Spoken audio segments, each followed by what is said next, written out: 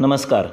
गणाधीशो गुणाधीशो विद्यानिधिर्विनायकः कार्यारंभे सदा तस्मै गणेशाय नमो नमः. चरकसंहिता शारीरस्थान प्रथमोऽध्यायः कतिधा पुरुषीयम् अध्यायम् श्लोक क्रमांक 13.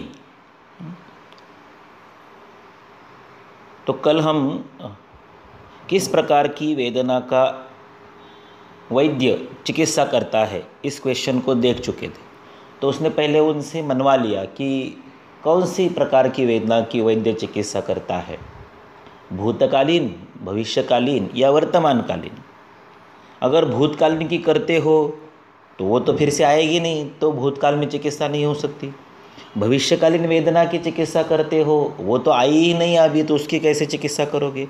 और अगर वर्तमानकालीन वेदना की आप चिकित्सा कर रहे हो तो उसका तो स्थान ही नहीं है, स्थिति ही नहीं है.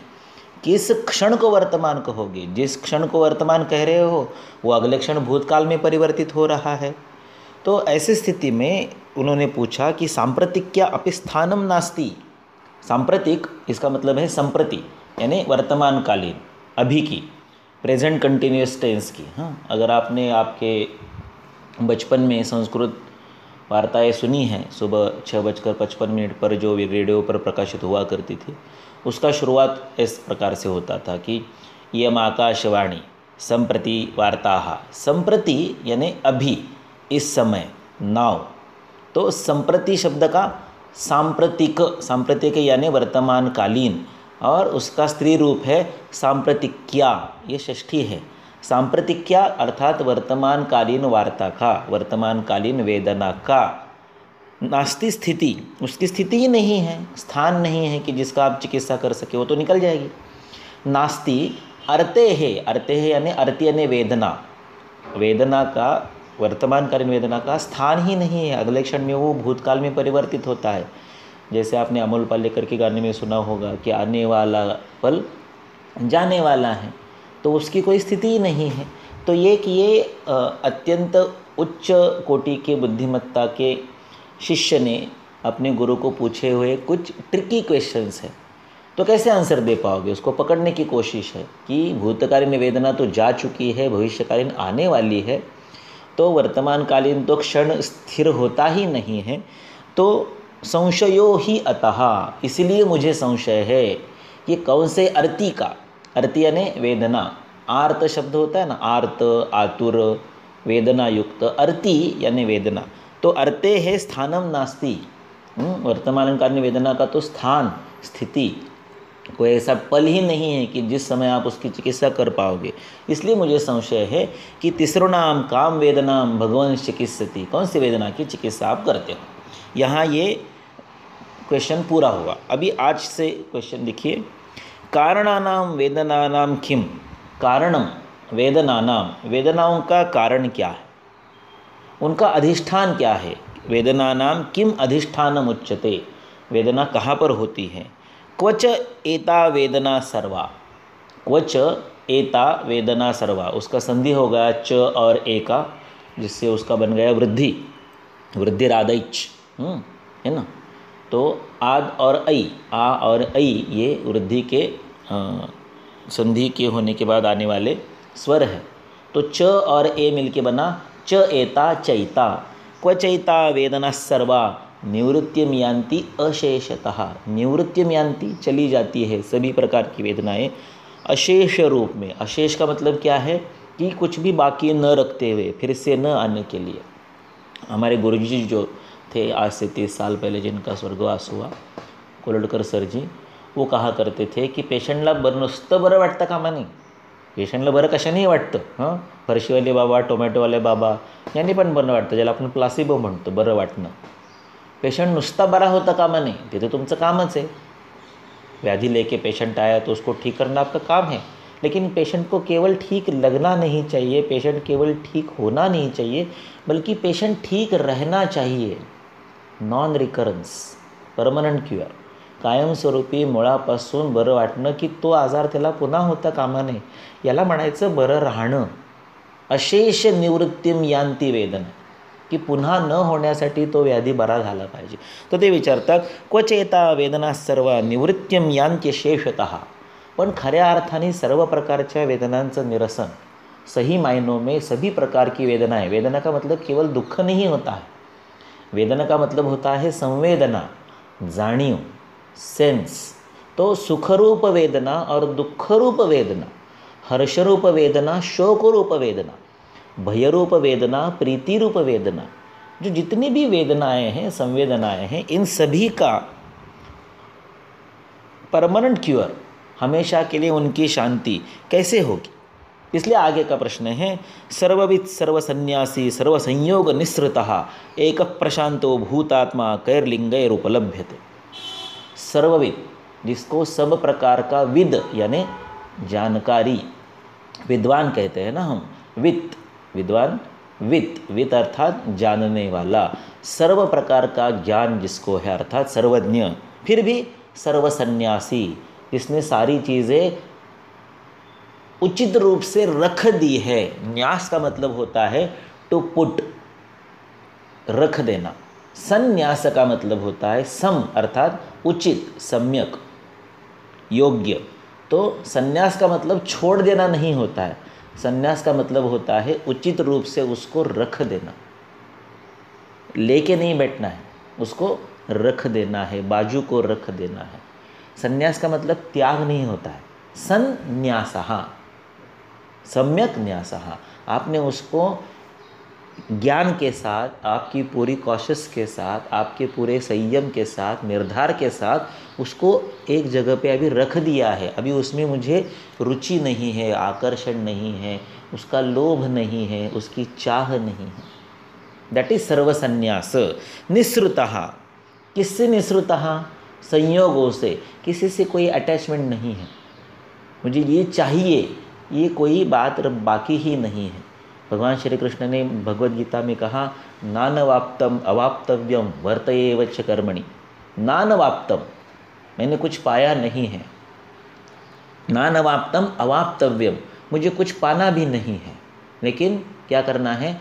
वर्त एव च कर्मणि, कर्म करते रहना है. कर्म कहते रहे, लेकिन कर्म इसलिए नहीं करने हैं कि मुझे कुछ किसी चीज़ की प्राप्ति करनी है या मैं कुछ प्राप्त कर चुका हूँ उसको मुझे मेंटेन करना है, ऐसे कुछ नहीं है. नानवाप्तम अवाप्तव्यम, कुछ पाना नहीं है और कुछ पाया है उसको संभाल के रखना है इसलिए कर्म करना, ऐसा भी नहीं है. मात्र कर्म करना है. नियतम कुरु कर्मत्वम, आपको भगवान ने दिया हुआ जो ड्यूटी है, जॉब है, उसको करते रहो. उससे मुझे क्या मिलेगा, जो मिलेगा वो मेरे पास रहेगा कि नहीं रहेगा, इसकी चिंता किए बिना जो करते रहते हैं वो है नानवाप्तम अवाप्तव्यम वर्त एव च कर्मणि. दैट इज सर्वसंयोग निःसृतः, सारे प्रकार के अटैचमेंट से वो निःसृतः निकल चुके हैं. सर इज टू गो अवे, निःसृतः निश्चित रूप से वो वहाँ से हट चुके हैं. जैसे अभी अभी मेरे मित्र, मेरे गुरुजी या मेरी ज़िंदगी के भगवान, जिनके कारण मैं ये आपके सामने रख पाता हूँ, जिनके कारण मेरा ये आयुर्वेद का आकलन है, जिनके कारण मैं वो आकलन को आपके सामने शब्दों में प्रस्तुत कर पाता हूँ, वो मेरी प्रेरणा, मेरी शक्ति, यानी जो भी मैं हूँ आयुर्वेद में, वो मेरी जो आयुर्वेद की पहचान है वो जिसके कारण है, वो मेरे गुरुजी वैद्य अनिल पानसे. वो तो नहीं रहे अभी, मुझसे केवल 2 साल बड़े थे, लेकिन ईश्वर की इच्छा कुछ अस्तु ऐसी थी कि वो आज नहीं है. तो वो ऐसे जिए हैं सर्व संयोग निःसृतः. आपको ऐसे लगता होगा कि ये सारा तत्वज्ञान है, ये सारा इम्प्रैक्टिकल है, ये सारा नॉन क्लिनिकल है, ऐसे होता नहीं है व्यवहार में, ऐसा कुछ नहीं है। ये जो यहाँ लिखा है कि सर्वविद सर्वसन्यासी सर्वसंयोग निःसृतः एक प्रशांतो भूतात्मा, ऐसे लोग होते हैं। ऐसा नहीं कि वो केवल भगवा कपड़ा पहन के सारा छोड़ के जंगलों में जाकर आश्रमों में जाकर तपस्या करते हैं, अपने लिए बैठे, ऐसे नहीं होता है। ये लोग वास्तविक दुनिया में होते हैं, वो रहते हैं। जैसे कोल्डकर सर जी थे कि जिन्होंने अपने लिए कुछ नहीं किया, वो कर्म करते रह गए हैं, विद्यार्थियों को निर्माण करते रह गए। ना उन्होंने कभी वैभव की अपेक्षा की, ना किसी सम्मान की, कुछ नहीं। केवल जिंदगी भर उन्होंने वर्त एवच कर्मणि नियतम कुरु कर्मत्वम कर्मण्येवाधिकारस्ते, ये जो आप तत्वज्ञान के रूप में सुनते हो भगवद गीता के वचन, उनको सार्थ रूप में जीते हुए मैंने इन लोगों को देखा है। ऐसे नहीं कि मैंने सुना है, ये इतिहास की बात नहीं है, मेरे सामने मैंने कोल्डकर सर जी को ऐसे जीते हुए देखा है कि कुछ पाना नहीं है। वैसे सेम उसी प्रकार से मैंने अनिल को जीते हुए देखा है, अनिल पांसे, कि खुद का कुछ स्वार्थ ही नहीं है। गोवा में उसके खुद के क्लिनिक में प्रैक्टिस करता था, वहाँ आने वाले पेशेंट को बोलता था कि आपको पंचकर्म यहाँ मेरे क्लिनिक में कॉस्टली हो सकता है, आप कॉलेज के पंचकर्म यूनिट में आइए, हम वहाँ पर आपका पंचकर्म करेंगे। ये उसने सोचा नहीं कि अगर कॉलेज में पंचकर्म करेंगे तो उसका पैसा तो कॉलेज को मिलेगा, है ना। तो ऐसे लोग होते हैं, सर्वसंयोग निःसृतः एक प्रशांतो भूतात्मा, सर्वविद, सर्व प्रकार का ज्ञान होने वाले लोग ऐसे होते हैं। सर्वसन्यासी, जिन्होंने सारी बातें रख दी हैं, ऐसे लोगों को मैंने देखा है। अभी 25 अप्रैल को वो नहीं रहे इस दुनिया में, वो अनिल पांसे, जिसने ज़िंदगी भर केवल विद्यार्थी और आयुर्वेद के रुग्णों को ठीक करने में अपनी ज़िंदगी समर्पित कर दी। तो ऐसे लोग होते हैं। ये जो आप पढ़ रहे हो, ये तत्वज्ञान नहीं है, ये दर्शन शास्त्र नहीं है, ये सत्य है, ये वास्तव है। ऐसे लोग दुनिया में होते हैं। अस्तु, तो एक प्रशांतो भूतात्मा कैर्लिंगैरुपलभ्यते, तो भूतात्मा के लिंग क्या है, लक्षण क्या है, कैसे हम जाने कि ये परमात्मा है। तो उसके लक्षण आप पढ़ेंगे, आपको MCQ के रूप में भी आए होंगे, प्राणापानो निमेषाद्य, वो सब, ठीक है। अभी मैं आपको एक सुझाव देता हूँ कि ये 23 प्रश्न हमने देखे क्या है।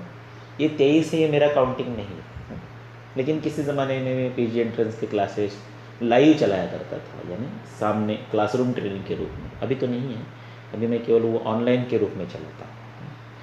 पैंडेमिक के पहले मैंने उसको ऑनलाइन कन्वर्ट कर दिया है, ऐसा नहीं कि इसी साल 2015 को मैंने मेरे PG एंट्रेंस की अंतिम बैच चलाई, जो 1999 से चल रही थी, यानी 16 साल मैंने PG एंट्रेंस के क्लासेस चलाए।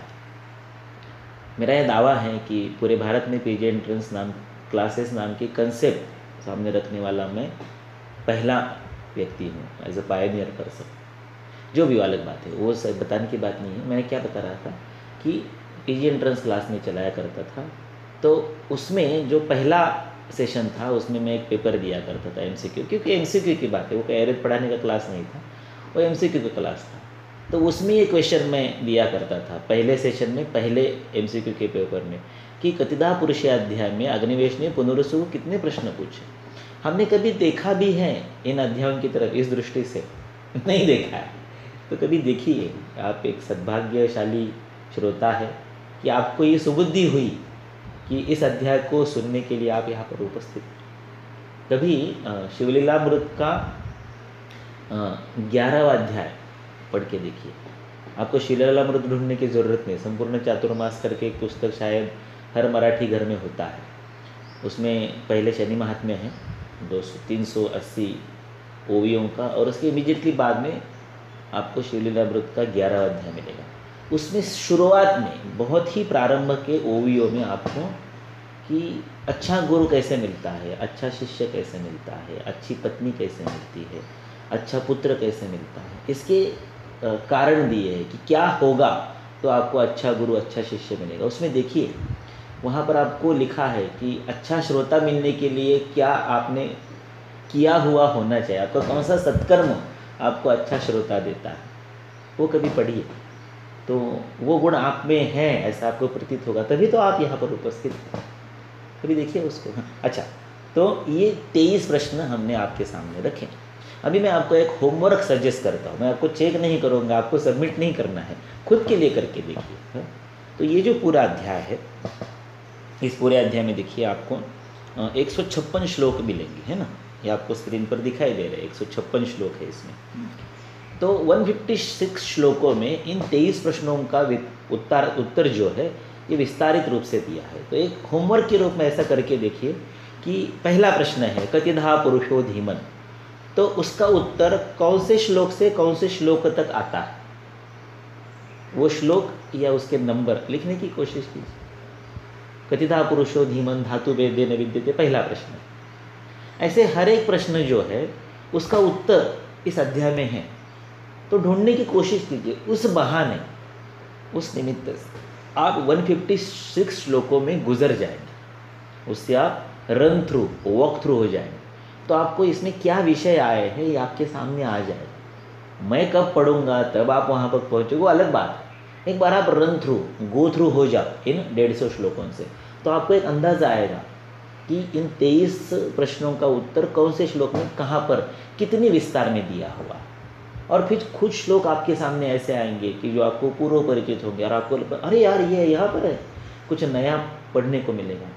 आपने 3 इडियट का वो सीन देखा होगा कि वो कुछ 2 शब्द लिखता है, हरा नाइट्रेट और प्री राजुलाइजेशन, और पूछता है कि इनका मतलब बताओ, सारे लोग ढूंढने में लग जाते हैं।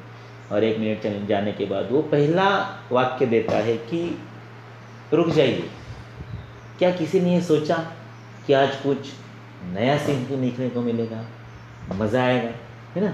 तो एक आनंद है ये।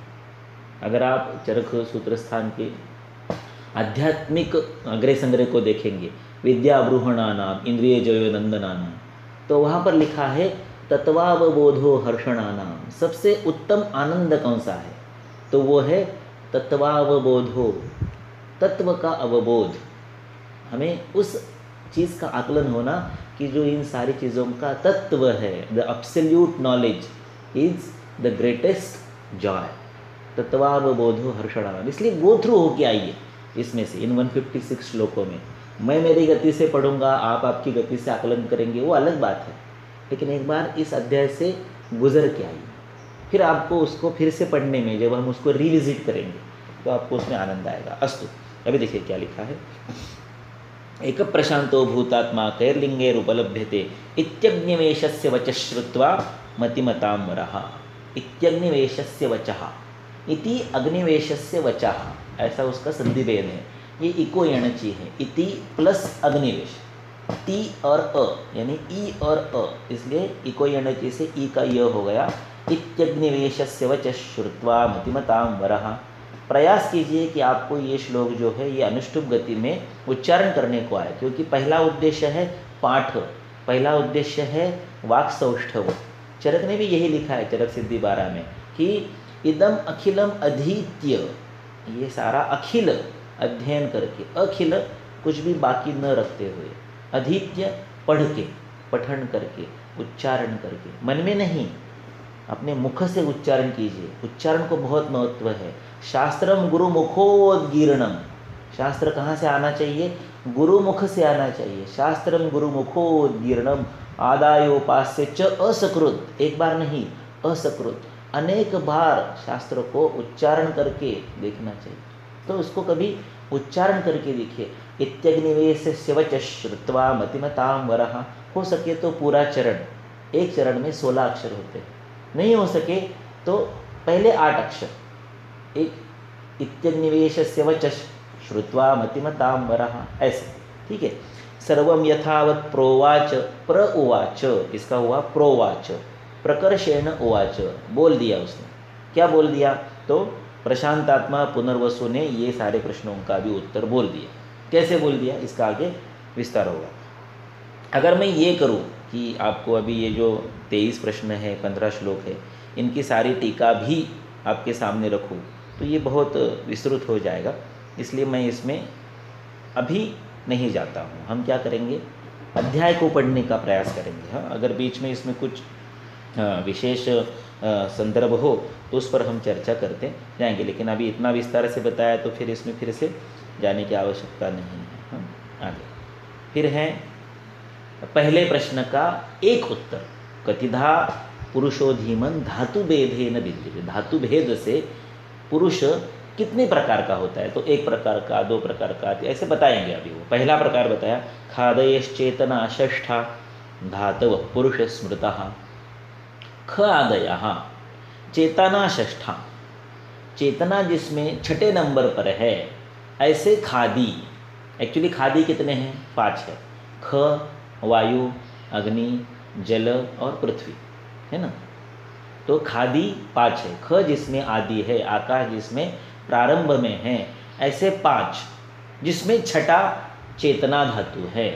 चेतना षष्ठा खादयः धातवः, ये चेतना धातु जिसमें 6 नंबर पर आते हैं, ऐसे ख आदि 5 मिलके 6 धातुओं से पुरुष स्मृतः, पुरुष जाना जाता है, स्मरण किया जाता है। स्मरण करने का मतलब क्या है? पहले से ये ज्ञान उपलब्ध है, हम उसको केवल स्मरण कर रहे हैं, हम बता नहीं रहे हैं। उच्चिते नहीं, कथितः नहीं, स्मृतः, पहले से ऐसा ही ज्ञान उपलब्ध है, मैं केवल उसको स्मरण करके आपको बता रहा हूँ। या फिर चेतना धातुर अपि एकः, चेतना धातु रप्येक ऐसा है, तो विसर्ग का अ से मिलके र हो गया, सचजुषो रुह, ससजुषो रुह, स और विसर्ग का र होता है, ससजुषो रुह, इस सूत्र से। तो चेतना धातु अपि एकः, 6 नहीं, केवल अकेला चेतना धातु भी पुरुष है। स्मृतः पुरुष संज्ञकः, पुरुष संज्ञा से अकेला चेतना धातु भी उच्चारण किया जाता है। हाँ, फिर आगे 17 नंबर में बताया कि पुनश्च धातु भेदेन, धातु के भेद से पुनः चतुर्विंशतिकः स्मृतः, 24 धातुओं का भी पुरुष होता है। और वो 24 धातु कौन से हैं? नीचे दिए हुए हैं, आगे की लाइन में, आगे के 2 चरणों में। एक लाइन में 2 चरण हैं, एक पंक्ति में 2 चरण हैं, और 2 पंक्तियों का एक श्लोक है। इसका मतलब एक श्लोक में 4 चरण होते हैं, 4 पाद होते हैं। तो पुनश्च धातु भेदेन पहला चरण, चतुर्विंशतिक स्मृतः दूसरा चरण। अभी चतुर्विंशति यानी 24 तत्वों का आपको सूची देना है, लिस्ट देनी है, वो अगले 16 अक्षरों में दिए हैं। 24 तत्वों के नाम 16 अक्षरों में बता दिए। ये संस्कृत भाषा का वैशिष्ट्य है कि precision and concision, concise yet precise, संक्षेप में किंतु अत्यंत सारभूत बताना है। मनोदशेन्द्रियाण्यर्था प्रकृतिश्चाष्ट धातु की हो गए 24 चीज। मनो 1, दश इंद्रियाणी 11 हो गए, अर्थाः 5 मिला के 16 हो गए, और 8 धातु वाली प्रकृति, 16 और 8 हो गए 24। तो ये वैशिष्ट्य है कि 24 तत्वों का लिस्ट आपको 16 अक्षर में दे दिए। वाग्भट ने भी यही किया कि 2-2 महाभूतों का मिलके एक रस होता है। तो 6 महाभूतों के 6 रसों के 2-2 महाभूत बताने के लिए 12 नाम बताने हैं, वो भी क्रमशः, कि मधुर रस के ये 2 महाभूत, अम्ल रस के ये, लवण रस के ऐसे, कषाय रस के ऐसे 6 रसों के 2-2 महाभूत यानी 12 महाभूत उसको जोड़ी में बताने हैं कि इन 2 महाभूतों से, उसके बाद क्रम से इन 2 महाभूतों से, ऐसे 12 महाभूतों के नाम उसने 16 अक्षर में बता दिए। क्ष्मांभोग निक्ष्मांबु तेज ख वायवेग्न निलगो निलयहि। उच्चारण के लिए अत्यंत टंग ट्विस्टिंग ऐसी ये पंक्ति है। अष्टांग सूत्र स्थान 10 का प्रथम श्लोक है। क्ष्मांभोग निक्ष्मांबु तेज ख वायवेग्न निलगो निलयहि द्वयोल बड़े क्रमाद्भूतैर मधुरादिरसोद्भवः। इस तरह से ये संस्कृत भाषा का वैशिष्ट्य है कि जो आपको बहुत सारा नॉलेज अत्यंत कम अक्षरों में, अत्यंत कम शब्दों में आपको परमानेंटली रजिस्टर हो जाए आपकी स्मृति में, इस तरह से आपके सामने प्रस्तुत करता है। अभी देखिए आपको 3 प्रकार का इसने पुरुष बता दिया। कतिधा धातु भेदेन विद्यते पुरुषः, ऐसा प्रश्न है। तो 3 प्रकार का, 6 धातुओं वाला, 1 धातु वाला और 24 धातु वाला। ये 3 दर्शनों की मान्यता है, जिसमें से 2 दर्शनों का बहुशः उल्लेख चरक में होता है और एक दर्शन का उल्लेख जो है वो उतने मात्रा में नहीं हुआ है। फिर सुश्रुत में तो केवल 2 ही दर्शनों का उल्लेख है और वाग्भट ने तो दर्शनों का उल्लेख किया ही नहीं। ठीक है, अभी देखिए ये जो पहला है षड धातुक पुरुष, ये वैशेषिकों का मत है। दूसरा जो लाइन है 24, ये प्राचीन सांख्यों का मत है। अर्वाचीन सांख्य जो है, नए सांख्य जो है, ये 24 तत्व न मानते हुए 25 तत्व मानते हैं, जिसका विस्तार आपको सुश्रुत शारीर 1 में मिलता है, सर्वभूत चिंता शारीर में। वहाँ पर पुरुषः पंचविंशति तमः एते चतुर्विंशति व्याख्याता, पुरुषः 25 घटकों का वहाँ पर पुरुष है। अब ये वैचारिक अंतर क्यों आया वो बाद में देखेंगे, जब यहाँ पर जाएंगे हम 24 का विस्तार जब होगा तब देखेंगे। किंतु 24 या 25 धातुओं का पुरुष ये सांख्यों का दृष्टिकोण है। और बीच में जो लाइन है 6 नहीं 24 नहीं, चेतना धातुर अपि एक चेतना धातु ही पुरुष है, बाकी सारा तो अचेतन है, निश्चेतन है, विचेतन है, चैतन्यहीन है, वो तो कोई पुरुष है ही नहीं। मान लो चेतना धातु निकाल दिया तो बाकी सारा जो है वो सारा अचेतन है, वो मटेरियल है, उसमें कॉशस नहीं है, इसलिए उसको पुरुष मानने की ज़रूरत नहीं। वो कलेवर है, वो प्रेत है, वो डेड बॉडी है, कैडेवर है। इसलिए चैतन्य किसे मानना चाहिए, पुरुष किसे मानना चाहिए, आत्मा किसे माननी चाहिए, तो वो केवल एक पुरुष। तो एक धातु भी काफ़ी है पुरुष संज्ञा के लिए, ये वेदांत का मत है। तो ऐसे 6 में से 3 दर्शनों का यहाँ पर उल्लेख है, न्याय, मीमांसा और योग। इनके अनुसार पुरुष क्या है इसका उल्लेख यहाँ पर नहीं है, क्योंकि न्याय में इस प्रकार का वर्णन नहीं है, क्योंकि न्याय प्रमाण विचार है। मीमांसा में इस प्रकार का वर्णन है, किंतु वो पुरुष के बजाय कर्म, नियति, विपाक, अपूर्व, पाप, पुण्य इसकी चर्चा करता है। और योग में वर्णन जरूर है, किंतु योग क्या है, योग शेषवर सांख्य है। योग और सांख्य इनकी मूल जो तात्विक आधारशिला है वो एक समान है, वो भी सांख्यों का ही तत्वज्ञान पूरा का पूरा मानते हैं। बाकी जो विस्तार है वो अष्टांग योग का है। तो सांख्य और योग में केवल एक अंतर है, ईश्वर। सांख्य ईश्वर को नहीं मानते। हमें लगता है कि क्या ईश्वर को नहीं मानते तो क्या नास्तिक हो गए? नहीं, नास्तिक की परिभाषा ईश्वर को मानना या न मानना ये नहीं है। नास्तिक की परिभाषा है वेदों को न मानने वाले नास्तिक। आत्मा, मोक्ष ये नहीं होते हैं ऐसा जो लोग कहते हैं वो नास्तिक। तो वेदों का प्रामाण्य मानना ये आस्तिक है, वेदों का प्रामाण्य न मानना ये ना। और ये आज नहीं है, ये युगों से है। और हमारे यहाँ पर आपने इस चीज़ को नकारा, वेदों को नकार दिया, इसलिए आपको ख़त्म कर देंगे, ऐसी व्यवस्था नहीं थी। आपका भी पक्ष हो सकता है, वो भी स्वीकृत था, उसको दर्शन माना गया। ऐसा नहीं कि उसको काट डालेंगे, समाप्त कर देंगे, नहीं नहीं, ऐसा नहीं। ये भी एक आपका दृष्टिकोण हो सकता, उसको उदार रूप से स्वीकार किया गया। उसको खत्म अगर ख़त्म कर दिया होता तो हमारे तक पहुँचता ही नहीं, बराबर। तो अनेक प्रकार के दृष्टिकोणों को सहिष्णुता से देखना ये हमारी आज की नहीं, ये हमारी युगों की परंपरा है। तो यहाँ पर 6 आस्तिक दर्शनों में से 3 दर्शनों का पुरुष विचार यहाँ पर रखा गया। ऐसा क्यों? 3 क्यों? 3 प्रकार क्यों? एक ही प्रकार क्यों नहीं? आपके यहाँ पर हर चीज़ में ऐसे मतभेद क्यों होते हैं?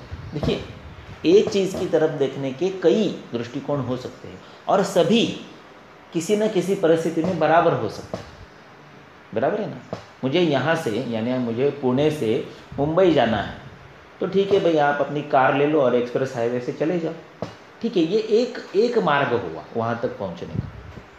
लेकिन मैं डेक्कन क्वीन से भी जा सकता हूँ ना, रेलवे मार्ग से, बराबर है। अब मेरे पास कार नहीं है तो मैं बस से भी जा सकता हूँ ना उसी मार्ग से, या फिर मैं एक्सप्रेस हाईवे से नहीं जाऊँगा, मैं तलेगांव वगैरह से जो पुराना हाईवे है वहाँ से जाऊँगा, वो भी मार्ग है वहाँ पर पहुँचना। मेरे पास बहुत पैसा है तो मैं प्लेन में चला जाऊँगा, है ना। तो एक जगह से दूसरे जगह तक पहुँचने का, पुरुष क्या है इस ज्ञान प्राप्ति तक पहुँचने का एक ही मार्ग है, ऐसा नहीं है। ऐसे कई मार्ग हो सकते हैं और सभी मार्ग उचित हो सकते हैं, ये अनेकांतवाद है। यानी सभी प्रकार के मार्गों को, सभी प्रकार के दृष्टिकोणों को स्वीकार करना, यह भी एक आरोग्य संपन्न मन का लक्षण है, आरोग्य संपन्न संस्कृति का लक्षण है। अस्तु, तो पहला है 6 धातु वाला पुरुष, जो हमारे यहाँ चिकित्साधिकृत पुरुष के रूप में स्वीकृत है, जिसे हम कर्म पुरुष के रूप में जानते हैं। सुश्रुत के पहले अध्याय में आपको पंच महाभूत शरीरी समवाय पुरुषः स एष चिकित्साधिकृतः स कर्म पुरुषः ऐसा लिखा हुआ मिलेगा। क्यों? क्योंकि हम चिकित्सा पंच महाभौतिक शरीर की करते हैं जो चैतन्य युक्त है, इसलिए शरीर का जो चरकोक्त लक्षण है, जिसे हम आज अंग्रेजी भाषा में डेफिनीशन कहते हैं, वो आता है चरक शरीर 7 में, जहाँ पर उसने लिखा तत्र शरीरम नाम चेतनाधिष्ठान भूतम पंचमहाभूत विकार समुदायात्मकम समयोगवाही च। सबसे इम्पोर्टेंट क्या है, ये शरीर पांचभौतिक है, ये उचित है, किंतु अगर उसमें चेतन का अधिष्ठान नहीं होगा तो उस शरीर का चिकित्सा के लिए कोई प्रयोजन नहीं, उसका जाके अंतिम संस्कार करना है। इसलिए यहाँ पर हमेशा पंचमहाभूतों के साथ चेतना षष्ठा का उल्लेख होता है। हम चैतन्य युक्त पांचभौतिक शरीर का ही यहाँ पर विचार करेंगे, वही हमारा चिकित्सा अधिकरण है, वही हमारा स्कोप है, वही हमारा लिमिटेशन है, उसके आगे पीछे हम चिकित्सा नहीं करते। किंतु ये जो अध्याय है, ये अध्याय पंचमहाभौतिक चिकित्सा के लिए प्रणयन नहीं किया गया है। इस अध्याय का उद्देश्य है कि आपको निर्वाण की प्राप्ति हो, आपको मोक्ष की प्राप्ति हो, आपको निश्शेष सुख की प्राप्ति हो, आपको शांति की प्राप्ति हो, आपको ब्रह्म की प्राप्ति। ये सारे मोक्ष के पर्यायी शब्द आपको चरक शारीर 5 के अंत में, पुरुष विचय अध्याय के अंत में मिलेंगे। मैं मेरे दिमाग से नहीं बता रहा हूँ। अमृतम निर्वाणम परमम ब्रह्मम शांति मोक्षम पर्याय ही उच्यते, वहाँ पर लिखा हुआ है। तो इस मोक्ष प्राप्ति के ज्ञान के उद्देश्य अध्याय लिखा है। सो अंतिम आपका प्राप्तव्य क्या है? तो चैतन्य, पंचमहाभूतों से ऊपर उठकर आपको त्रिगुणों का साम्य करके जन्म मृत्यु इस प्रयोजन से परे जाके उस परमात्मा से आपको संयोग होना है, उस परमात्मा में आपको विलीन हो जाना है। तो उस स्थिति तक पहुंचने के लिए इस अध्याय का वर्णन है। इसलिए इस अध्याय में आपको चेतना धातु अपि एक कहा, स्मृतक पुरुष संज्ञा कहा, ये वेदांत का दृष्टिकोण लिखा मिलेगा। किंतु उस जर्नी में पंचमहाभौतिक शरीर से निकल के चेतना धातु तक के जो आपकी यात्रा है, अपग्रेडेशन का ये जो आपका प्रवास है, इसमें आपको कौन से घटक मिलते हैं, इसका विस्तार आपको चतुर्विंशति पुरुष में आता है। यहाँ पर मनोदशेन्द्रियाण्यर्था प्रकृतिश्चाष्ट धातु की इसमें, और चरक ने इसी चतुर्विंशतिक पुरुष का यहाँ से आगे विस्तार किया। ओके, तो ऐसे ये 3 दृष्टिकोण हैं। यद्यपि चरक ने इन 24 तत्वों का बहुत विस्तार से वर्णन किया है, क्योंकि योगे मोक्षे च निश्शेषा शांति, योग और मोक्ष के द्वारा आप वहाँ तक पहुँच सकते हो। इसलिए सांख्य तत्वज्ञान का ज्ञान आपके पास पहुँचाने के लिए इस अध्याय का वर्णन है। तो इस अध्याय का वक्तव्य विषय, सविस्तार से विवेचन का विषय, सांख्यों के चतुर्विंशति तत्वों का परिचय इस प्रकार से है आधे अध्याय तक। उसके बाद फिर बाकी के विषयों का इसमें विस्तार होता है। तो 3 मुख्य दर्शनों का यहाँ पर वर्णन है, जो प्रैक्टिकली आयुर्वेद में सभी जगह यूज़ होता है। वो है पंचमहाभूत और आत्मा। आत्मा को तो विकृति होती नहीं, तो उसका चिकित्सा करने की कोई बात नहीं, रह गए 5 महाभूत, उसकी चिकित्सा हम करते हैं। इसलिए सुश्रुत ने स्पष्ट रूप से कह दिया, भूतेभ्यो ही परम यस्मात् नास्ति चिंता चिकित्सिते। भूतों के ऊपर के तत्वों की चिकित्सा हम नहीं करते हैं, क्योंकि उसमें जो बदलाव होते हैं वहाँ तक जाने वाले द्रव्य हमारे पास नहीं है। लेकिन चरक ने क्यों लिखा? क्योंकि चरक को उन तत्वों में आपको जो परिवर्तन करना है उसके उपाय देने का यहाँ पर उसने प्रयास किया है, लेकिन दिए नहीं हैं। इस अध्याय में केवल वो आपके सामने प्रयोजन रखा है मोक्ष नाम का, इसके उपाय दिए हैं चरक शारीर 5 में। वहाँ पर लिखता है पुरुष विचयम नाम शारीरम, और उस अध्याय के अंत में मुमुक्षुणाम उदयनानि, इनको मोक्ष की इच्छा है, मुमुक्षा, मुमुक्षा यानी मुक्ति की इच्छा, पिपासा पीने की इच्छा, बुभुक्षा भोजन करने की इच्छा, तितीक्षा सहन करने की इच्छा, जिजीविषा जीने की इच्छा, मुमूर्षा मरने की इच्छा, जिगीषा जीतने की इच्छा। तो ये जो शाह होता है, चिकित्सा, चिकित्सा भी इच्छार्थक शब्द है, कितेः व्याधेर प्रतिकारः। कित यह शब्द जो है ये व्याधि प्रतिकार के लिए आता है। जैसे प डबल होता है पिपासा में, ब डबल होता है बुभुक्षा में, म डबल होता है मुमुक्षा में, म डबल होता है मुमूर्षा में। वैसे च और क ये रिपीटेशन है, इसलिए अंग्रेजी भाषा में भी कभी CH का उच्चार क होता है क्रोम में और कभी CH का उच्चार च होता है चाइल्ड में। तो च और क ये परस्पर समान व्यंजन है, इसलिए पिपासा में प डबल आता है, बुभुक्षा में ब डबल आता है, लेकिन चिकित्सा में क की बजाय च आता है। तो चिकित्सा भी कितेः व्याधि प्रतिकारम, व्याधि प्रतिकार करने की इच्छा चिकित्सा है। वैसे जिसको मुमुक्षा है, मुक्ति पाने की इच्छा है, उसके लिए उदयनानी, उसके लिए भेषज शब्द नहीं है, उसके लिए शब्द क्या है? उदयन।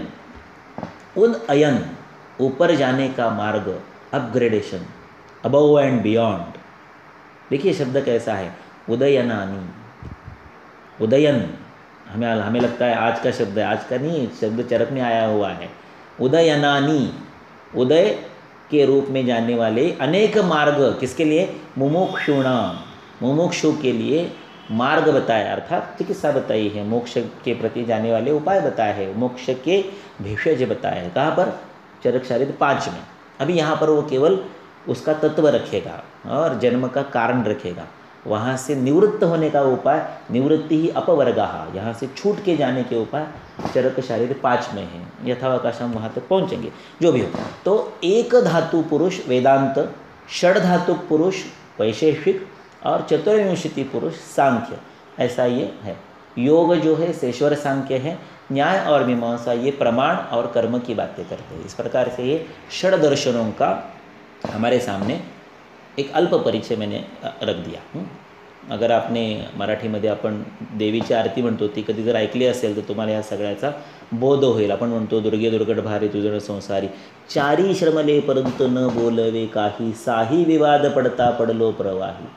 चारी श्रमले, कौन ये चार है जो श्रमित हो गए? तो चार वेद श्रमित हो गए, थक गए, लेकिन वो माता का स्वरूप नहीं वर्णन कर पाए, दुर्गा का स्वरूप, प्रकृति का स्वरूप, माया का स्वरूप वर्णन नहीं कर पाए। और साही विवाद पड़ता, सहा ये 6 कौन है? षड दर्शन है। उन्होंने विवाद किया, एक दूसरे से वाद किया कि ऐसा है, ऐसा नहीं है, ऐसा है, ऐसा नहीं है। साही विवाद पड़ता पड़लो प्रवाही, उनके विवाद में मैं तो बह गया लेकिन तू कैसी है, माँ तू कैसी है, दुर्गा कशी आहे, माया कशी आहे, प्रकृती कशी आहे, सृष्टी कशी आहे, हे नाही कळले। ये अनेक दृष्टिकोण है, सभी दृष्टिकोण बराबर ही है, योग्य ही है अपनी अपनी सीमा तक। इसलिए सांख्य वैशेषिकों का मजाक उड़ाते हैं। वो कहते हैं कि जाना था जापान पहुंच गए चीन, गाना है ना हिंदी में, वैसे सांख्यों ने संस्कृत में लिखा है। उन्होंने लिखा है कि सागरम गंतु कामस्य हिमवद गमनोपमम, उनको सागर की तरफ जाना था और ये हिमाचल की ओर चल दिए। कैसे? कि मोक्षम व्याख्यातु कामस्य षड धातु उपवर्णनम, इनको तो मोक्ष बताना था और ये उलझ गए षड धातुओं के वर्णन में। तो ऐसे उस समय जब ये हम हमारे सुवर्ण काल में थे, जब तत्वज्ञान की चर्चा सामान्य जनों तक पहुंचती थी, ऐसा होता है कि जब आपका पेड़ भरा होता है, आपकी समृद्धि होती है, तभी आप तत्वज्ञान का विचार कर पाते हो। भारत में षड्दर्शनों का इतना विस्तार हुआ, उस पर इतनी टीकाएँ हुई, उस पर इतना सभी जगह ज्ञान पहुंच गया, जनसामान्यों तक ये चीज़ें पहुंच गई। इसका कारण क्या था? क्योंकि हम समृद्ध थे, तृप्त थे, शांत थे। Peace is needed for development.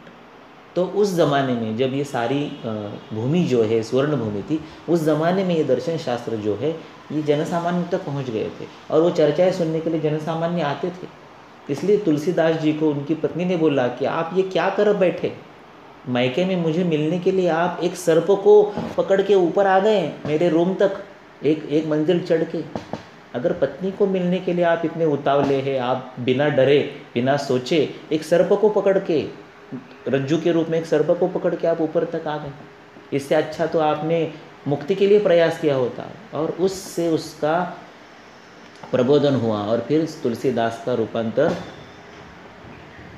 संत तुलसीदास भी हो गया। ये जो है ये हमारी तत्वज्ञान की जो हमारी पृष्ठभूमि है, हमारा धरोहर है, हमारा मूलभूत अधिष्ठान है, उसके कारण है ये हमारे रगों में है, ये हमारे कतरे कतरे में है, ये हमारे कण कण में है। कभी गाइड पिक्चर देखिए, आपको लगे कि मैं बहुत विषयांतर कर रहा हूँ, लेकिन गाइड देखिए। हमें लगता है कि भारतीय बॉलीवुड इंडस्ट्री का सबसे बड़ा पिक्चर तो शोले था, या कुछ को लगेगा कि भाई वो मुगल आज़म था, कुछ को लगेगा कि नहीं भाई DDLJ था, जो भी हो अपना अपना रुचि की बात है। मैं पिक्चर की बात नहीं कर रहा हूँ। बॉलीवुड इंडस्ट्री में गाइड नाम की एक मूवी बनी थी, जिसके दिग्दर्शक थे गोल्डी आनंद, विजय आनंद, और जिसका हीरो था देवानंद, और जिसकी हीरोइन थी वहीदा रहमान, और जिसका संगीत दिया था SD बर्मन ने, RD बर्मन के पिताजी ने। कभी उसको देखिए। गाइड एक ऐसी मूवी है जो चार्वाक दर्शन से शुरू होती है और वेदांत दर्शन पर समाप्त होती है। आपको वो फिल्म देखते देखते ऐसे पता चलेगा कि अभी हम ये जो देख रहे हैं, ये सीन देख रहे हैं, ये कथा का ये ट्विस्ट देख रहे हैं, ये हम चार्वाक से अभी ये बौद्ध में, जैन में, वहाँ से हम आगे अभी हम मीमांसा में, न्याय में, वैशेषिक में, योग में, सांख्य में आ गए।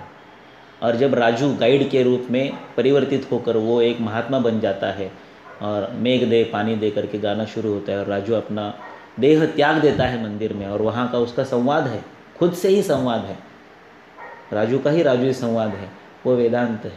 ये मेरी अपनी दृष्टि है, मेरी अपनी बुद्धि है, मेरा अपना मंतव्य, मेरा अपना वक्तव्य है। एक देखिए एक बार।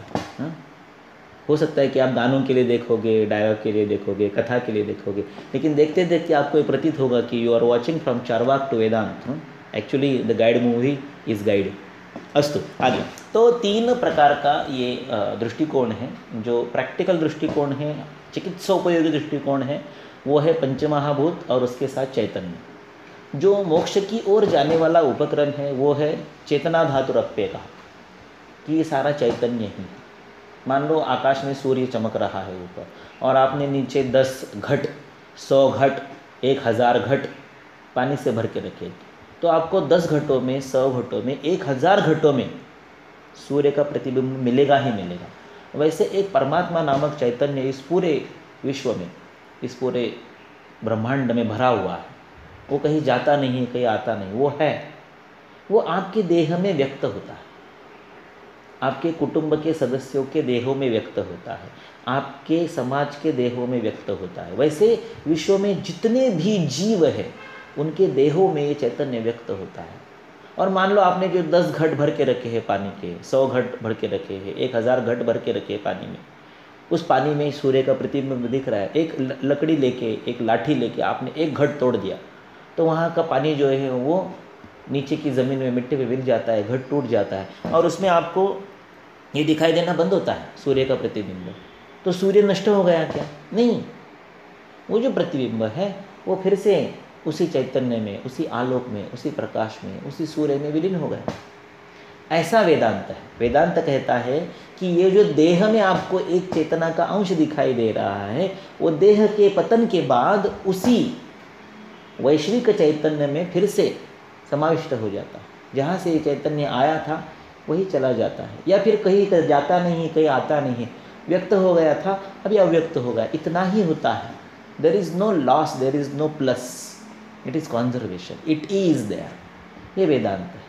और इन दोनों के बीच में, यानी महाभौतिक, व्यावहारिक, प्रैक्टिकल विचार से एक ही चेतना धातु है, यहाँ तक की प्रतीति आने के बीच में जो जर्नी है, वो जर्नी है चतुर्विंशति तत्वों का ज्ञान। वहाँ से शुरू करते हैं अभी आगे। तो मनोदशेन्द्रियाण्यर्थ प्रकृतिश्चाष्ट धातु। प्रकृति शब्द का मतलब होता है जो किसी और आगे की चीज़ को जन्म देता है। विकृति शब्द का मतलब होता है जो किसी प्रीवियस, पहले से विद्यमान, पूर्व वस्तु से अपना निर्माण करती है। हाँ, वो किसी अन्य चीज़ से निर्मित हुई है। द डेरिवेटिव इज प्रकृति, विकृति, और the source, the original source is प्रकृति। और कुछ चीज़ें ऐसी है जो प्रकृति भी है और विकृति भी। कुछ चीज़ें ऐसी हैं जो केवल प्रकृति है, कुछ चीज़ें ऐसी हैं जो केवल विकृति है, और कुछ चीज़ें ऐसी है जो प्रकृति भी नहीं है और विकृति भी नहीं। प्रकृति का मतलब क्या है? आगे की चीज़ को जन्म देना। तो जो प्रकृति है, अव्यक्त है, वो आगे महत या बुद्धि तत्वों को जन्म देती है। तो ये जो पहला तत्व है प्रकृति, ये केवल प्रकृति है, क्योंकि वो किसी से बनी नहीं है, सो वो किसी की विकृति नहीं है। तो महत जो है ये प्रकृति की विकृति है, लेकिन महत आगे जाके अहंकार को जन्म देती है, इसलिए महत स्वयं एक प्रकृति है, किंतु वो प्रकृति से बनी है, इसलिए वो विकृति भी है। फिर अहंकार आगे जाके 3 प्रकारों में विभाजित होकर एक तरफ इंद्रियों को और दूसरी तरफ तन्मात्राओं को जन्म देता है। तो अहंकार भी एक प्रकृति है जो तन्मात्राओं को और इंद्रियों को जन्म देता है। लेकिन आगे जो इंद्रिय बनते हैं एकादश, वो किसी आगे की चीज़ को जन्म नहीं देते हैं, इसलिए वो केवल विकृति है, वो प्रकृति नहीं है। किंतु तन्मात्र जो हैं वो आगे जाके महाभूतों को जन्म देते हैं। तो तन्मात्र प्रकृति भी है और अहंकार से जन्म लेने के कारण विकृति भी है। तन्मात्र से आगे जो महाभूत बनते हैं वो आगे किसी चीज़ को जन्म नहीं देते हैं, इसलिए महाभूत जो 5 है ये केवल विकृति है, वो प्रकृति नहीं है। समझ गए? तो अंतिम प्रोडक्ट, एंड प्रोडक्ट 11 इंद्रिय और 5 महाभूत, ये षोडश विकार है, ये केवल विकृति है। उसके पीछे की जो 7 चीज़ें हैं, यानी पंच तन्मात्रा, अहंकार और महत, ये जो 7 चीज़ें हैं ये प्रकृति और विकृति दोनों हैं, क्योंकि वो किसी को जन्म देती है और उन्होंने किसी से जन्म लिया है। और जो सबसे पहले थी प्रकृति, स्वयं प्रकृति, ये केवल प्रकृति है, ये विकृति नहीं है। ठीक है, ये हो गया 24। और 25वां जो पुरुष है, अर्वाचीन सांख्यन के अनुसार 25 है, चरक में 24 है, बाद में देखेंगे ये समान है या अलग अलग है। पुरुष जो है वो किसी को जन्म नहीं देता है और ना ही उसने किसी से जन्म लिया है, वो है, it is there, it is eternal. ये पुरुष किसी को जन्म नहीं देता है, इसलिए वो प्रकृति नहीं है। और ये पुरुष किसी से निर्मित नहीं है, इसलिए वो विकृति नहीं है। न प्रकृतिर्न विकृति पुरुषः, केवल प्रकृति प्रकृति, सप्त प्रकृति विकृतया और शेषा षोडश विकाराः। ऐसा ही डिवीजन आपको सुश्रुत शारीस्थान 1 में मिलेगा। एक केवल प्रकृति है, पुरुष न विकृति न प्रकृति है, 7 प्रकृति विकृति है और 16 विकार है, 16 विकृतियाँ है। 16 विकार कौन से? 11 इंद्रिय और 5 महाभूत। ये हो गया सुश्रुतोक्त पंचविंशति तत्वों का वर्गीकरण, क्लासिफिकेशन, विस्तार। अभी चरक ने क्या किया है कि जो आद्य प्रकृति है उसका उल्लेख ही नहीं किया।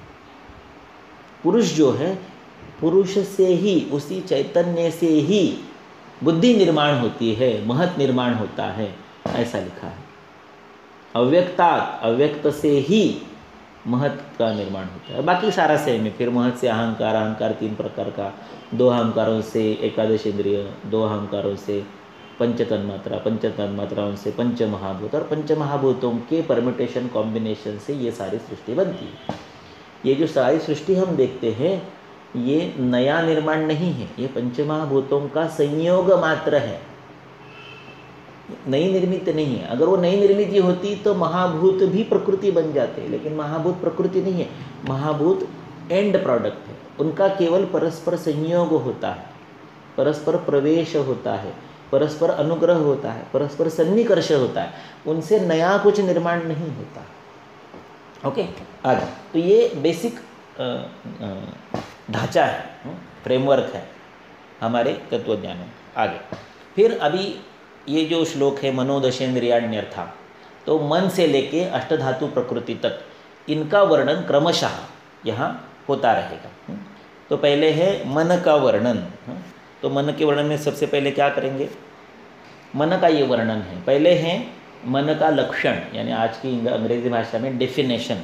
लक्षणम मनसो ज्ञानस्याभावो भाव एव च सति ह्यात्मेन्द्रियार्थानां सन्निकर्षे न वर्तते वैवृत्यान् मनसो ज्ञानं सान्निध्यात् तच्च वर्तते अणुत्वम् अथ चैकत्वं द्वौ गुणौ मनसस्मृतौ। तो मन का डेफिनेशन दिया, मन का अन्वय व्यतिरेक से सिद्धि किया और मन के 2 गुण बताए। ओके, तो ये आप सभी को श्लोक पता है कि मन का लक्षण क्या है कि ज्ञानस्य अभाव और भाव, ज्ञान होना या न होना, ये दोनों मन का अस्तित्व बताते हैं, मन का लक्षण बताते हैं। मन है ऐसा कैसे जान सकते हैं? ज्ञान होना या न होना, इससे इस आदमी में मन है, इस जीव में, इस देह में मन है, ऐसे पता चलता है। ज्ञान होता है तो भी मन है, और ज्ञान होने की स्थिति होते हुए ज्ञान न होना, ये भी मन ही है। यानी मन की उपस्थिति में ज्ञान होता है, मन की अनुपस्थिति में नहीं होता है, ऐसे आगे के लाइन में बताया। सती, सती का मतलब है अस्तित्व में होना, इन द गिवन कंडीशन। कौन सी कंडीशन है? आत्मा इंद्रिय अर्थ सन्निकर्षे। सती यह सत शब्द की सप्तमी है। सत इज टू एग्जिस्ट, कि ऐसी वस्तु स्थिति होते हुए, ऐसे परिस्थिति में, in this given condition. What is the given condition? आत्मा इंद्रिय अर्थ इनका सन्निकर्ष होते हुए वैवृत्त्यात् मनसो ज्ञानम न वर्तते। अगर मन वहाँ पर वैवृत्य, वृत्ति अर्थात होना, टू बी प्रेजेंट, वहाँ पर उपस्थित होना, विवृत्ति वहाँ पर न होना। अगर मन वहाँ नहीं है इन तीनों के साथ, आत्मा है, इंद्रिय है, अर्थ है, लेकिन मन नहीं है, तो न वर्तते ज्ञानम। आत्मा इंद्रिय अर्थानाम सन्निकर्षे न वर्तते ज्ञानम वैवृत्त्यात् मनसो। अभी फिर से वही शब्द लेंगे। सती ही आत्मा इंद्रिय अर्थानाम सन्निकर्षे, अभी वैवृत्त्यात् नहीं, सान्निध्यात्। अभी मन भी सन्निकर्ष में है, संयोग में है, सानिध्य में है, कनेक्शन में है, स्पर्श में है, तो वर्तते, तच्च, तच्च यानी ज्ञान, वर्तते होता है, उपस्थित होता है, निर्माण होता है, समझ में आता है, प्रतीति को आता है, you can perceive the knowledge. तो ये अन्वय व्यतिरिक्त से मन का डेफिनेशन बता दिया कि मन है और आत्मा इंद्रिय अर्थ तीनों है, तो आपको ज्ञान होगा। और मन वहाँ पर नहीं है तो आत्मा इंद्रिय अर्थ होते हुए भी आपको ज्ञान नहीं होगा। आपने मुन्ना भाई MBBS देखा होगा, उसमें एक सब्जेक्ट होता है, तो सब्जेक्ट में क्या प्रॉब्लम है? सब्जेक्ट जिंदा है यानी आत्मा है, सब्जेक्ट की आँखें हैं यानी उसको दिखाई दे रहा है, आँखों के सामने विषय वस्तु है यानी अर्थ है, इंद्रिय है, जिंदा है इसलिए आत्मा है, फिर भी उसको ज्ञान नहीं हो रहा है। तो क्या नहीं है वहाँ पर उस समय? तो वैवृत्त्यात् मनसो ज्ञानम न वर्तते। और फिर अंत में क्या होता है? उसको ज्ञान आता है, उसका मन जो है वो काम करने लगता है, कनेक्शन इज रीएस्टैब्लिश्ड और आता है। तो ये डेफिनेशन देने का प्रयास किया गया। मन के और भी डेफिनेशंस आपको अन्य अन्य जगहों पर मिलेंगे, वो उस समय हम देखेंगे, आएंगे आगे। यह जीवम सुरक्ष शरीर अभिसंबध्नाति तच्च सत्वम, ऐसा भी एक डेफिनेशन आया है आगे। ऐसा नहीं कि केवल एक ही डेफिनेशन। क्या होता क्या है कि टेक्स्ट बुकों में एक बार कुछ लिख दिया तो हमें लगता है कि ये अंतिम ज्ञान है जीवन का। Actually textbooks are meant to develop an enthusiasm into reference books. Textbook ये अंतिम छोर नहीं है ज्ञान का। Textbooks are meant to be stimulus to refer the original text.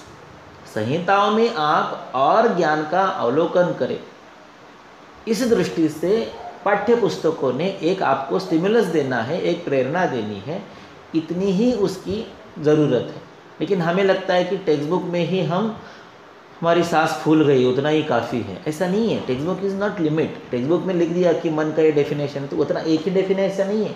तर्क संग्रह में और डेफिनेशन आता है, सुखाद्य उपलब्धि साधन इंद्रियम मनः, ऐसा भी डेफिनेशन है। तो एक डेफिनेशन नहीं है मन का, कई डेफिनेशंस। आपको जिस समय जो उपयोगी हो, जो आपके सामने कंटेक्स्ट हो, जो आपके सामने संदर्भ हो, उसके अनुसार उसका आप विस्तार कर सकते हैं। तो ये कि एक मन का एक डेफिनेशन है, मन के अस्तित्व की ओर देखने का एक दृष्टिकोण है, यही एकमात्र डेफिनेशन है, ऐसा नहीं है। अगर मैं ऐसा इस समय कहूँ कि मन की बजाय उल्टा कहूँ, आत्मेंद्रिय मनोर्थानाम सन्निकर्षे न वर्तते वैवृत्त्यात् मनसो, ऐसे कहने की बजाय इसमें से मैं आत्मा शब्द की जगह मन रखूँ तो ये आत्मा का डेफिनेशन हो सकता है। इंद्रिय शब्द की जगह मन रखूँ तो इंद्रिय का डेफिनेशन हो सकता है। अर्थ शब्द की जगह मन रखूँ तो, यानी चार चीज़ें चाहिए। चार में से एक भी नहीं होगा तो भी ज्ञान नहीं होगा ना। मान लो वहाँ पर मन है, इंद्रिय अर्थ है और आत्मा नहीं है तो भी ज्ञान नहीं होगा, तो ये आत्मा का डेफिनेशन हो गया। मान लो वहाँ पर आत्मा है, मन है, अर्थ है, इंद्रिय नहीं है तो भी उसको ज्ञान नहीं होगा, तो इंद्रिय का डेफिनेशन हो गया। मान लो वहाँ पर आत्मा है, इंद्रिय है, मन है और वहाँ पर विषय वस्तु ही नहीं है तो ये विषय वस्तु का डेफिनेशन होगा। तो ऐसा नहीं है कि ये अंतिम डेफिनेशन है मन का। ये मन की ओर देखने का एक दृष्टिकोण है अन्वय व्यतिरेक से, कि मन की उपस्थिति में ज्ञान होता है, अनुपस्थिति में नहीं होता है। प्रायः आत्मा कहीं जाता नहीं, कहीं आता नहीं, इसलिए उसकी उपस्थिति अनुपस्थिति की बात नहीं है। इंद्रिय तो देह में लगा ही हुआ है, वो जाएगा नहीं आएगा नहीं, इसलिए उसकी अनुपस्थिति की बात नहीं है। विषय वस्तु तो सामने पड़ी है, वो तो अचेतन है, इसलिए उसके अस्तित्व की विवृत्ति की सानिध्य की बात नहीं है। रह गया कौन? जो अत्यंत गतिमान है, असंशय महाबाहो मनो दुर्निग्रहम चलम। ऐसा जो मन है उसके ही जाने की, आने की, उपस्थिति अनुपस्थिति की बात हो सकती है, इसलिए उसके अन्वय व्यतिरेक से उसके सिद्धि का ये प्रयास है। ये अंतिम डेफिनेशन नहीं है। आगे और भी डेफिनेशन आएंगे चरक शारीरिक 3 में, उस समय इसको फिर से याद करेंगे। अस्तु, अभी उसके 2 गुण दिए, अणुत्व मतलब एकत्वम जो गुणो मनस स्मृतो। तो क्या ये 2 ही गुण हैं मन के? नहीं है। अगर ऐरे में देखा जाए तो मन को गुण ही नहीं है, मन को केवल दोष है, रज और तम। रजस्तमश्च मनसो द्वौच दोषो उदाहरतो। तो मन को गुण नहीं होते हैं ना। अगर आप तर्कसंग्रह में जाएंगे, वैशेषिक दर्शन में जाएंगे, तो मन को 8 गुण हैं, 1-2 नहीं है, 8 है। लेकिन उन 8 में से यहाँ पर मन के कारण ज्ञान होता है और मन के न होने के कारण ज्ञान नहीं होता है, ये बताने के लिए 2 ही गुण काफ़ी हैं। क्योंकि मन अणु है, इसलिए वो एक समय में एक ही विषय से संलग्न हो सकता है, एक ही इंद्रिय से संलग्न हो सकता है। अगर मन अणु की बजाय महत होता, बड़ा होता, तो वो एक समय 2 इंद्रियों से, 3 इंद्रियों से, 5 इंद्रियों से, एक समय में 2 विषयों से, 10 विषयों से संलग्न हो पाता। तो एक समय में आपको 2, 4, 10 सभी विषयों का ज्ञान हो पाता, वैसे नहीं होता है। इसलिए अणु है मन, ऐसा कहा गया। और मन एक है। मान लो मन अणु है, लेकिन मन 2 होते, 3 होते, 10 होते, तो भी एक समय में आपको 2 इंद्रियों से, 10 इंद्रियों से ज्ञान हो पाता, या एक समय में आपको 2 विषयों से, 4 विषयों का ज्ञान हो पाता। लेकिन वैसे नहीं होता है। आपको एक समय में, एक क्षण में, एक ही इंद्रिय से एक ही विषय का ज्ञान होता है। लेकिन आपने तो देखा है कि आप गाड़ी चला रहे हो, उसी समय आप फ़ोन पर बात कर रहे हो, तो गाड़ी चलाना भी एक कर्म है। और आप सुन रहे हो उस समय, वो भी एक कर्म है। आप देख भी रहे हो, आप एक्सीलेटर भी चला रहे हो, आप गियर भी बदल रहे हो, आप ब्रेक भी, ये क्या है? मैं तो कितनी सारी चीज़ें एक साथ करता हूँ। लेकिन ऐसा नहीं है। जब आप गाड़ी चला रहे हो तो वो एक वेग है, वो कर्म नहीं है, वो ज्ञान नहीं है। जब आप देख रहे हो, उस जिस क्षण आप देख रहे हो उस क्षण आपको सुनाई नहीं देता। जिस क्षण आप सुन रहे हो उस समय आपको, आपके सामने विषय तो होता है, रास्ता होता है, सामने आने वाला रिक्शा होता है, लेकिन आपको दिखाई नहीं देता। वो एक फ्रैक्शन ऑफ सेकंड में आप उसको देख लेते हो, निर्णय ले लेते हो। वो एक वेग है। वेग का मतलब क्या है? वेग यानी the speed is already achieved and it remains in that momentum. वो एक इनर्शिया है, वो स्थिति बनी रहती है।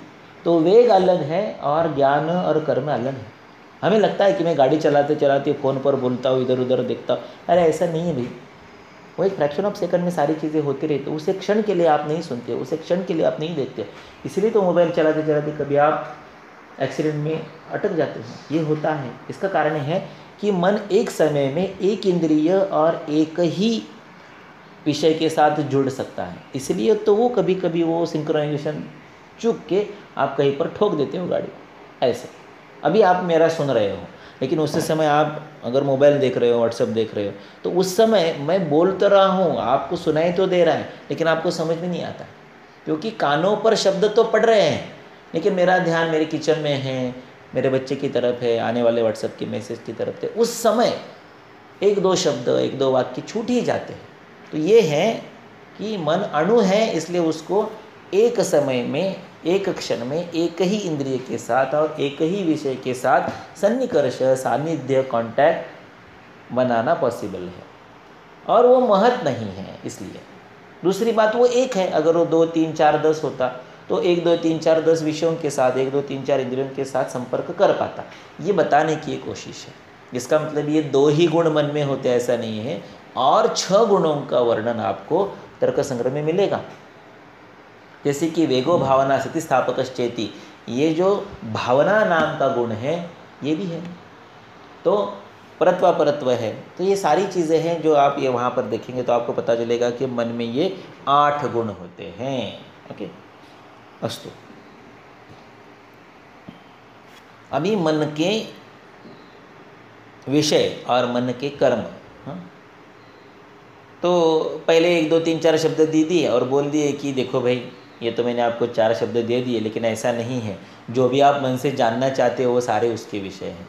तो एक ऐसा नहीं है कि मन के इतने ही विषय हैं। Whatever you can perceive by your mind, all those things are included in मन के विषय।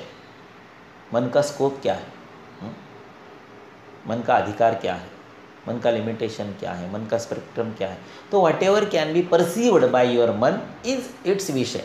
तो यहाँ पर 2 3 उदाहरण दिए और बाद में कहा यत्किंचित मनसो ज्ञेयम, जो जो मन से जाना जा सकता है, तत्सर्वम ही अर्थसौज्ञकम, वो सारा अर्थसौज्ञक है ही शब्द जो है वो एम्फेसिस के लिए आता है। आत्मेंद्रिय मनोर्थानाम के पहले ही आया, सती ह्यात्मेंद्रियार्थानाम, सती ही होते ही शब्द जो है अवधारणा के लिए है, एम्फेसिस के लिए है, जोर देने के लिए है, अपनी बात डंके की चोट पर कहने के लिए है। वैसे चिंत्यम विचार्यम ऊह्यंच ध्येयम संकल्प्यमेव च यत्किंचित मनसो ज्ञेयम तत्सर्वम ही अर्थसौज्ञकम।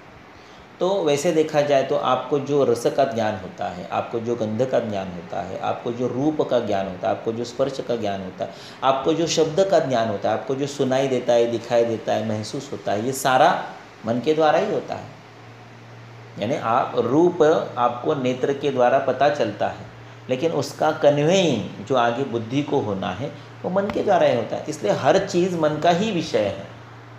अगर मन वहाँ नहीं है तो आपके आँखों के सामने की चीज़ भी आपको प्रतीत नहीं होती। मन वहाँ नहीं है तो मैं जो बोल रहा है वो शब्द भी आपकी बुद्धि तक नहीं पहुँचते। इसलिए सभी चीज़ें मन का ही विषय है वैसे देखा जाए तो। ओके, आगे तो चिंत्यम अभी क्या करेंगे, ये केवल मैं बताऊँ और आप सुनो, इतना आसान नहीं है, इसलिए इसकी टीका भी देखेंगे हम। पहले आगे का श्लोक देख लेते हैं कि मन के कर्म क्या है। इंद्रिय अभिग्रह कर्म, इंद्रियों का नियंत्रण, अभि टुवर्ड्स, ग्रह होल्ड, इंद्रियों को पकड़ के रखना, टू ड्राइव द इंद्रियाज, ये मन का कर्म है। मनसः स्वस्य निग्रहः, इंद्रियाणाम अभिग्रहः, वैसे खुद का भी नियंत्रण, स्वस्य निग्रहः, ये भी मन का ही कर्म है। खुद को संभालना ये भी अपना ही कर्म होता है, स्वयं नियंत्रण। ऊहो विचारश्च, अभी ऊपर जो ऊह्य आया है, ऊपर जो विचार्य शब्द आया है, उससे ऊह और विचार का अलग अर्थ नीचे चक्रपाणी की टीका में उपलब्ध है। तत्परम, ततः परम, उसके बाद, इन सारी चीज़ों के बाद, चिंतन, विचार, ऊह, ध्येय, संकल्प, इन सभी के बाद बुद्धि का प्रवर्तन होता है। फिर बुद्धि का वर्णन करेंगे।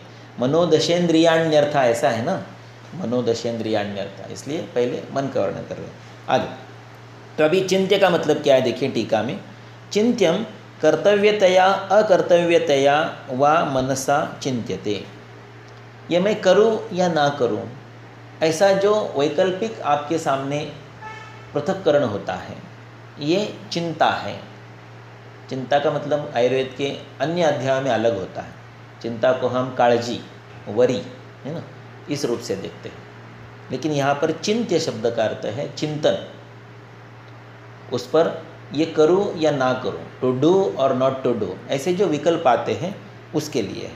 फिर विचार्यम, उपपत्ति अनुपपत्तिभ्याम, ऐसे कैसे हो गया, हाउ का आंसर जो है वो विचार है, चर शब्द है। चर इज टू मूव, चर इज टू गो, चर इज टू चरण, संचरण, संचार, यहाँ वहाँ जाना। तो ऐसे जाके देखो, वैसे जाके देखो, ये कैसे हुआ होगा, इसकी जो लिंकिंग है, टू ज्वाइन द डॉट्स हम कहते हैं आजकल, वो जो ज्वाइनिंग डॉट्स है, उपपत्ति, उप यानी पास, पत यानी टू गेट, यानी ये कैसे हुआ होगा, ये संप्राप्ति ढूंढना, ये विचार्य इस शब्द में आता है। ऊह्यम, संभावनया ऊह्यते एवं एतद् भविष्यति, ये कैसे हुआ होगा, ऐसे वर्तमान कालीन स्थिति का जो पृथक्करण है, एनालिसिस है, वो विचार है। अभी इससे क्या होगा, what will be the result, ऐसे सोचना, ये ऊह है, ऐसे चक्रपाणी का मत है। ऊह्यम, ये संभावनया ऊह्यते एवं एतद् भविष्यति, शायद ऐसे होगा, ऐसे ऊह है। ध्येयम भावना ज्ञान विषयम, ध्येय का मतलब होता है जिस पर आप सतत विचार करते रहते हो, आपके दिलो दिमाग में जो छाया हुआ रहता है वो ध्यान है। ध्यान का मतलब क्या है कि कंटिन्यूसली आप उसी मूड में रहते हो, ध्यायतो विषयान पूसः संगस्तेषुपजायते। ध्यान का मतलब है धी, टू पुट, टू होल्ड। आन का मतलब है क्रिया, अपान, प्राण, व्यान, समान। आन ये गति के लिए है और धी उसका रखना, उसका एस्टेब्लिशमेंट। धान इज टू पुट, तो पकड़ के उसी ओर जाएंगे। हर चीज़ जो है वो उसी चीज़ की ओर जाएगी, दैट इज़ ध्यान। इसलिए ध्येय, जिस चीज़ का आप सतत ध्यान करते हो वो आपका ध्येय होता है। मुझे वहाँ तक पहुँचना है, मुझे एक फ्लैट खरीदी करना है, मुझे नया क्लिनिक बनवाना है, मुझे नई गाड़ी लेनी है, मुझे बड़ी गाड़ी लेनी है। ये जो आपका गंतव्य स्थान है, वहाँ तक मुझे पहुँचना है। तो वह आपके दिमाग में हमेशा उस पर विचार चलता रहता है। वो ध्यान कि जो किसी भी समय आपके विचार से निकल नहीं जाता है, वो ध्यान है। आगे संकल्प्य, संकल्प्यम गुणवत्तया दोषवत्तया अवधारणा विषयम। कृप ये शब्द है। सम इति योग्यम, उचितम, सम्यक। सम जो उपसर्ग आता है, सम जो प्रीफिक्स आता है, यह औचित्य के लिए आता है, उचितत्व के लिए आता है, अप्रोप्रियंस के लिए आता है, योग्यता के लिए आता है। सम्यक, तो सम। कल्प का मतलब है कृप। The original verb is to कृप। कृप का मतलब होता है टू कट, टू स्लाइस। आपको किसी मूर्ति को बनाना है तो इसमें से जो आवश्यक नहीं है उन चीज़ों को आप निकाल देते हो, जो आवश्यक है उसको आप आकार देते हो, पॉलिश करते हो, रब करते हो, है ना। तो संकल्प का मतलब होता है कि मैंने इस चीज़ में से गुण को रखना है और दोष को निकाल देना है। तो दोषवत्तया गुणवत्तया अवधारणा, अवधारणा यानी निश्चय कि ये दोषवान है, ऐसा मेरा निश्चय हुआ है, इसको मैं निकाल देता हूँ। ये गुणवान है, ये स्वीकार्य है, इसको मैं संभाल के रखता हूँ। ये संकल्प है। संकल्प को हम अलग रूप में समझते हैं आज, एक डिटर्मिनेशन के रूप में समझते हैं। क्या ये जो हम न्यू ईयर के समय करते उसको हम संकल्प समझते हैं, लेकिन इनका कहना है संकल्प का मतलब है गुणवान और दोषवान चीज़ों को समझ के उनको लेना या हटा देना। हेय या उपादेय। हेय का मतलब है तो छोड़ देना, उपादेय का मतलब है रख लेना। तो अपनी ज़िंदगी में किस चीज़ को रखना है, किस चीज़ को हटाना है। हमारा जो दिमाग है वो डस्टबिन नहीं है, वो फ्लश है। अगर ये दोषवान है तो उसको संभाल के रखने की क्या ज़रूरत है, उसको निकाल दो। किसी दूसरे की गलती के लिए खुद को कोसते रहने की ज़रूरत नहीं है। Forget, forgive and ignore. अगर ये चीज़ दोषवान है तो उसको मैं भूल जाऊंगा, या उसको मैं क्षमा कर दूंगा, या उसको मैं दुर्लक्ष्य कर दूंगा। कोई एक बुरी चीज़ हुई है, गलती हुई है, किसी से कुछ अपराध हुआ है, आपके बारे में किसी ने कुछ अत्याचार अन्याय किया है, तो उसको सोचना चाहिए कि ये किसने किया है। ये मेरा सगा संबंधी बड़ा व्यक्ति है, तो उसको क्या करेंगे आप, उसको फॉरगिव करेंगे। ये मेरा सगा संबंधी छोटा व्यक्ति है लेकिन मेरी ज़िंदगी से जुड़ा हुआ है, मुझे वो व्यक्ति चाहिए, तो उस घटना को उतना महत्व नहीं देना चाहिए, फॉरगेट करना चाहिए। बड़ा है तो फॉरगिव करो, छोटा है तो फॉरगेट करो। नहीं, आपको लगता है बड़ा है उसको मैं फॉरगेट करूंगा, अच्छी बात है। छोटा है उसको फॉरगिव करूंगा, वो भी अच्छी बात है।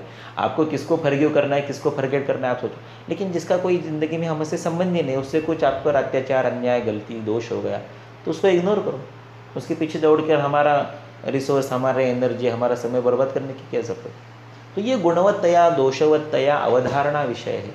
निश्चितीकरण करना है कि ये गुणवान है, इसे मुझे रखना है, तो आई विल फॉरगेट, फॉरगिव। ये दोषवान है, इसको मुझे छोड़ना है, इसको इग्नोर करना है। इस तरह से ये संकल्प हैं। या फिर इनसे परे जो चिंता का विषय नहीं है, विचार का नहीं है, ऊह का नहीं है, ध्यान का नहीं है, संकल्प का नहीं है, केवल नेत्र से आया हुआ है, कर्ण से आया हुआ है, स्पर्श से आया हुआ विषय है, तो क्या है, यह किंचित मनसो नहीं है।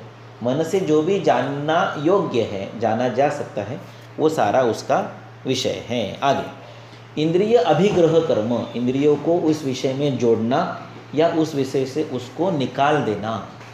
अभिग्रह का मतलब दोनों है, टू एम्प्लॉय और टू डिस्कनेक्ट फ्रॉम।